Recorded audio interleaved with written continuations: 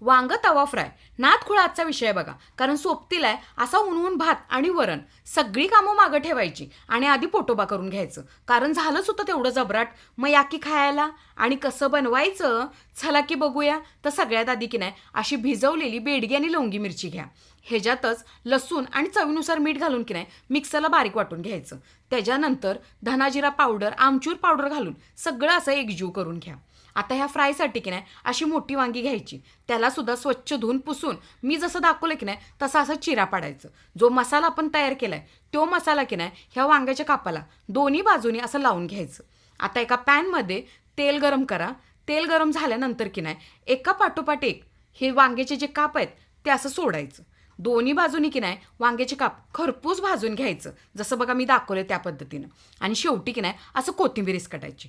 ज्या दिवशी तुम्हाला काय सुचत नाही भाजी काय करायची त्या दिवशी की नाही असं वांग्याचं काप बनवून खायचं. झालं बघा आपलं वांगा तवा फ्राय तयार. आता ऊन आहे तवरच द्या दणका आणि लावा हजेरी.